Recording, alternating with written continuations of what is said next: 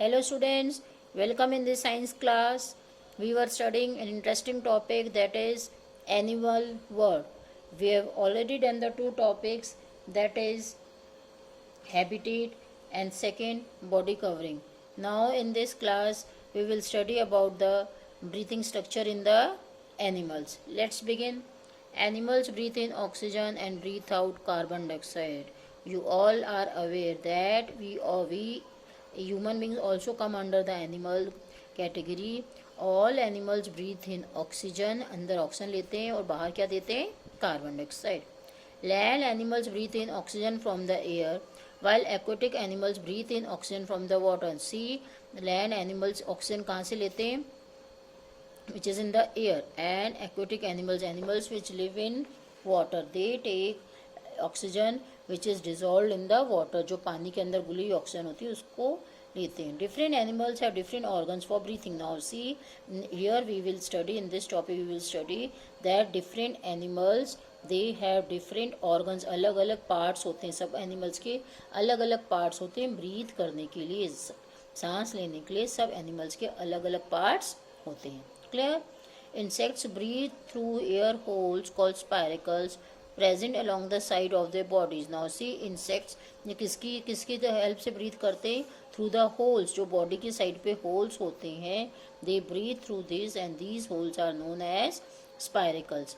Spiracles lead into a network of air tubes called trachea. इनके अंदर जो spiracles होते हैं, जो बाहर स्पाइरिकल्स होते हैं, जो ट्यूब्स जाती हैं अंदर से, होल्स को तो स्पाइरिकल्स बोलते हैं. Now these holes they lead into a tube, अंदर ट्यूब जाती है, and that tube is called as, these tubes are called as trachea. Air tubes are called as trachea. Next is fish breathe through gills. fish के लिए क्या होते हैं, हमारे पास gills होते हैं. the fish breathe through the gills.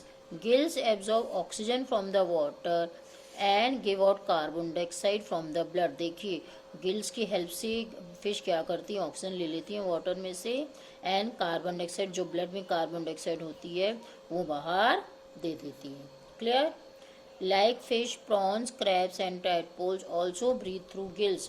Fish के जैसे ही prawns, crabs, these are other sea animals, and tadpoles they breathe through their gills. These all animals breathe through their gills. Now see, in feeding habits, frog breathes through moist skin in water and lungs on land. देखिए, frog आपने सबने देख रखा होगा, अपनी moist skin से, गीली skin से तो वाटर में ब्रीथ करते हैं, and when they come on the land it is amphibian. It live both on land as well on as in the water. When in the water it breathes through moist skin and it breathes through lung on the land. Land पे आने के बाद किससे breathe करते हैं, with the help of lungs. Now see reptiles. Reptiles, birds and mammals breathe through lungs. सब reptiles किसकी, birds और मैमल्स होते हैं, किसकी हेल्प से ब्रीथ करते हैं, with the help of lungs. In birds air enter through the holes on the upper beak. Birds के बीक के पास होल होते हैं और उसकी हेल्प से ये ब्रीथ करते हैं. In mammal air enter through nose into the lungs where exchange of gases occur. Mammals में भी human beings come under the category mammals. हम किसकी हेल्प से ब्रीथ करते हैं, with the help of nose, और नोज से हमारी एक्सचेंज ऑफ गैसेस, ऑक्सीजन अंदर जाती है और कार्बन डाइऑक्साइड बाहर आती है. Oxygen from the air passes into the blood and carbon dioxide from the blood passes into the air. Oxygen nose के थ्रू हमारे ब्लड में जाती है और ब्लड में जो कार्बन डाइऑक्साइड होती है वो नोज के थ्रू बाहर आती है. The air containing carbon dioxide is breathe out through the nose. I already told you, जो एयर होती है, कार्बन डाइऑक्साइड होती है एयर में, हमारे ब्लड में, it comes out through the knows into the atmosphere. Now see students, one more thing, let's know more. Whales and dolphin come to the surface to inhale. जो whales और dolphin जो ocean में रहती हैं, जब उनको inhale करना होता है, सांस लेना होता है, तो कहाँ आती हैं, सरफेस पे आती हैं. When they exhale, water comes out like a fountain through blow holes. और जब ये एक्सेल पानी बाहर निकालती हैं, व्हेन दे सांस बाहर लेती हैं, water comes out like a fountain through blow holes. पानी बाहर आता है जैसे बुलबुलों के रूप में, बाहर आता है, लाइक अ फाउंटेन, जैसे फाउंटेन होता है, फाउंटेन के रूप में पानी बाहर आता है। व्हेन दे एक्सहेल, जब सांस बाहर छोड़ती हैं तो पानी फाउंटेन के रूप में बाहर आता है। And when they have to inhale, come out और to the surface to inhale, और जब इनको सांस लेनी होती है तो तब ये ऊपर आती हैं। दे कम आउट और on the surface to breathe, and when they exhale, जब सांस बाहर निकालती हैं the water comes out in like the fountain. Clear to you? Our next topic is feeding habits of animals. Feeding habit of animals means how do animals eat, what kind of food they eat, and how do they eat. All animals need food to grow and live. An animal's food habit and its mouth parts depend on the type of food it eats. देखिए animal क्या खाता है, depends upon what kind of food the animal eat. So that type of body part is made in its body. Now see, bees and butterflies suck nectar of flowers through a long and thin tube called proboscis. Now see, आपने देखा होगा bees and butterflies, मधुमक्खी और butterfly तितली क्या करती हैं, they suck nectar from the flowers, flower से दे नेक्टर सक करती हैं। So they have a long tube, उनके God has gifted them with a tube and the tube is called as proboscis. Next is herbivores like cows and giraffes have sharp front teeth to bite leaves or grass and strong broad teeth to chew the food well. Now see, you must have seen herbivores, animals which eat grass. They have sharp front teeth, आगे के teeth कैसे होते हैं, sharp होते हैं। To bite leaves, leaves तोड़ने के लिए, घास तोड़ने के लिए। एंड स्ट्रॉन्ग ब्रॉड टीथ, और पीछे के टीथ कैसे होते हैं, चौड़े चौड़े होते हैं, ब्रॉड होते हैं। To chew the food well, food को अच्छी तरह से चबाने के लिए पीछे के टीथ चौड़े होते हैं और आगे के टीथ कैसे होते हैं, शार्प होते हैं। Clear? Carnivores like lion and tiger have sharp and pointed teeth. जो कार्निवोर्स होते हैं, जो फ्लैश ईटिंग एनिमल्स होते हैं, लायन टाइगर, इनके टीथ कैसे होते हैं, शार्प और पॉइंटेड होते हैं, आगे से पॉइंट होता है, तीखे होते हैं। टू टीयर द फ्लैश, उनकी जो फ्लैश होता है, मीट होता है, उसको टीयर करने को, फाड़ने के काम में, मीट को फाड़ने के काम में, टीयर करने के काम में उनके आगे के टीथ कैसे होते हैं, pointed. Flesh eating birds like vulture, kite have strong, sharp and hooked beaks to tear the flesh. आपने देखा होगा बर्ड्स जो फ्लैश खाती हैं, फ्लैश वाली बर्ड्स, वल्चर हमारी हो गई, काइट हो गई, इनकी देखिए शार्प बीक, इनकी जो चोंच होती है वो कैसी होती है, तीखी होती है, शार्प होती है। Two tier the flash, flash को चीरने के लिए, फाड़ने के लिए उनकी बीक भगवान ने कैसी दी है, पॉइंटेड, शार्प दी है। They also have sharp claws to catch their prey, उनके पंजे भी कैसे होते हैं, शार्प होते हैं। So that they may catch their prey, वो अपने दुश्मन को आसानी से, जो उनके एनिमल्स जो उनके दुश्मन हैं उनको आसानी से पकड़ सकें, इसलिए उनके क्लॉज, पंजे भी कैसे होते हैं, sharp. Clear? rodents like rabbit and squirrel have sharp front teeth, जो आपने देखे होंगे रैबिट और स्क्विरल को, इनके शार्प फ्रंट टीथ होते हैं to gnaw the seeds and fruit, जिससे वो बीज खाते हैं, फ्रूट्स खाते हैं, इसलिए उनके भी टीथ कैसे होते हैं, शार्प होते हैं। Clear? Our next topic in this animal world is movement in animals. Animals move from place to place in search of food, shelter, mates, and to escape their enemies. Now see, you all know why do animals move, in search of food, shelter, mates, and to escape from enemies. enemies से बचने के लिए animals एक place से दूसरे place पे movement करते हैं. Different animals move in different ways. Now we will study how different kind of animals move from one place to another.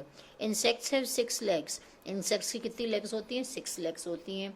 Insects like ants and cockroaches crawl on their legs.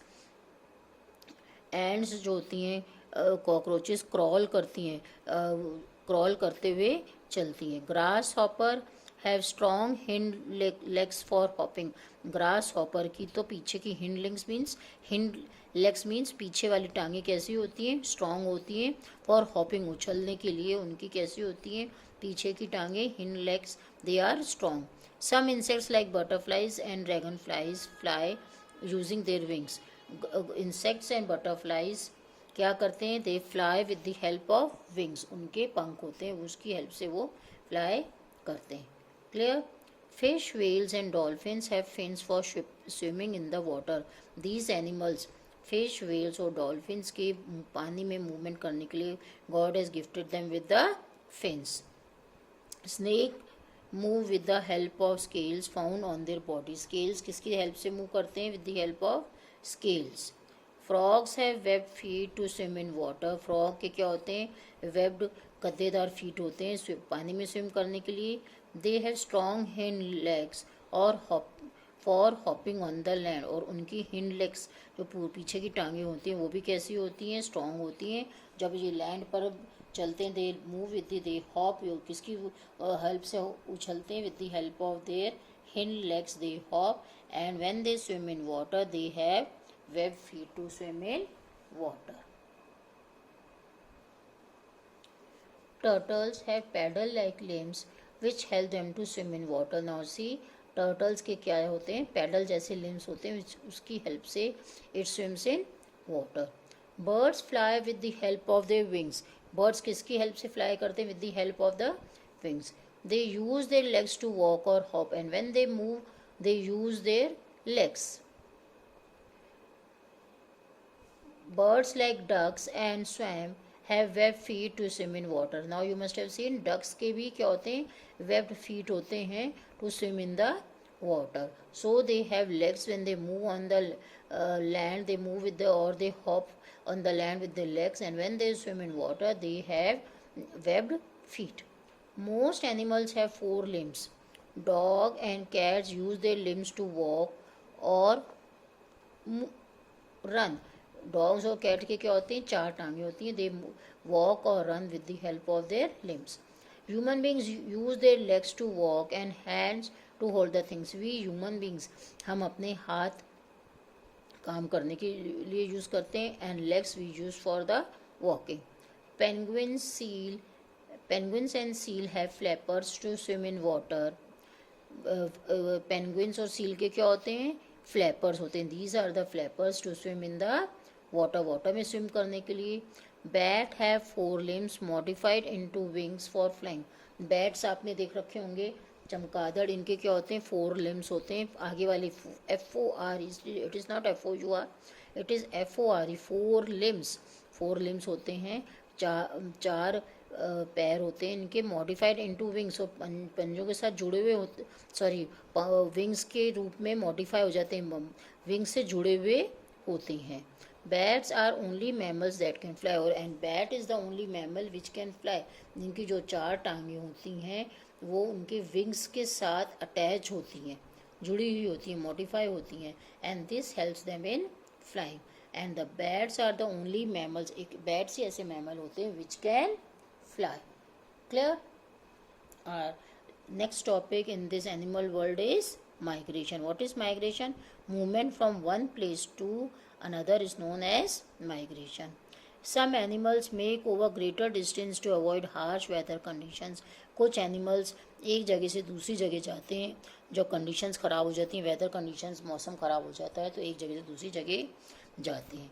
The mass movement of animals from one place to animals in search of favorable environment is called migration. I told you migration means movement of animals on a large scale. जब बहुत सारे birds animals एक जगह से दूसरी जगह जाते हैं, वेदर कंडीशन उनको सूट नहीं करती है, वेदर की तलाश में, अच्छे मौसम की तलाश में एक जगह से दूसरी जगह जाते हैं, that is known as their migration. Animal migrates in search of food. Animals किसकी तलाश में जा सकते हैं? फूड की माइग्रेशन कर सकते हैं. Breeding grounds and to escape harsh weather. और see Siberian crane. This the Siberian crane migrate to India every year in winter. Siberian crane winter में, एवरी ईयर विंटर में आ जाती है. This bird they go back to Siberia with the onset of summer. और Siberia में वापस चले जाते हैं जैसे ही समर स्टार्ट होने लगता है, ये वहाँ पे चले जाते हैं. They with the onset of summer, जैसे समर स्टार्ट होने लगता है वो साइबेरिया वापस चली जाती है. This is the migration of the Siberian crane. Clear? This is a Siberian crane. Arctic tern travels from Arctic to Antarctica twice a year. अब देखिए, Arctic tern is a bird that travels from Arctic to Antarctica twice a year. Year में दो बार जाती है इधर से उधर. It covers a distance of around 35,000 kilometer. How much distance it covers? It covers 35,000 kilometer when going from Arctic to Antarctica, and it goes 2 times in a year. It migrates. Monarch butterflies fly from Canada to Mexico in the winter season. Now this butterfly also, monarch butterfly, they fly from Canada से कहाँ जाते हैं, Mexico को, in the winter season. This is a monarch butterfly.